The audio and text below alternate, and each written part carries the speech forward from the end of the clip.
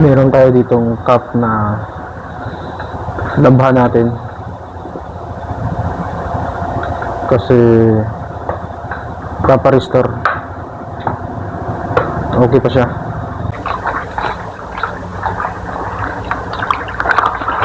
Hindi na natin siya brasan kasi okay naman siya eh. Yung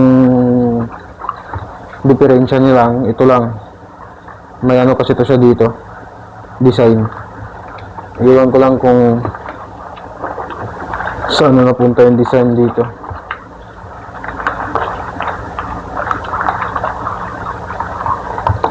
Laban natin mga Wadmax para ma-restore na natin siya. Ganito lang ang tamang paglaba. Huwag mo lang masyadong kuskusin pag naglalaba kayo kasi masisira yung cup nyo. Kamay lang, kamay. Huwag kayo mag-brush ng pang-brush na ano, labahan. Hindi yung pwede. Ganito lang.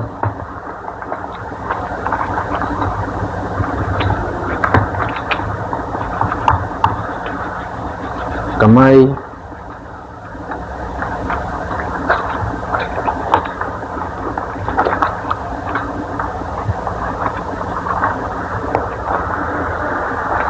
Sa mga gustong magpalinis ng sombrero or magpa-restore, tingin na kayo sa akin guys. Ayusin natin yung sombrero nyo. Patanggal lang ng mancha.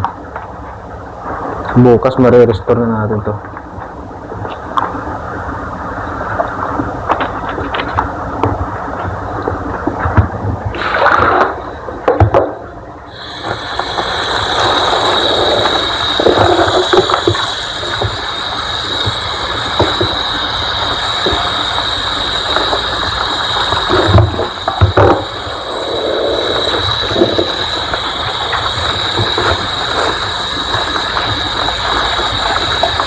Yun na, okay na siya. Pwede na natin ibilad. Take note guys. Take note pala guys, pag bilad kayo ng sombrero, huwag nyong paarawan. Huwag nyong ibabad sa araw. Kasi masisira yung sombrero nyo pag ibabad sa araw.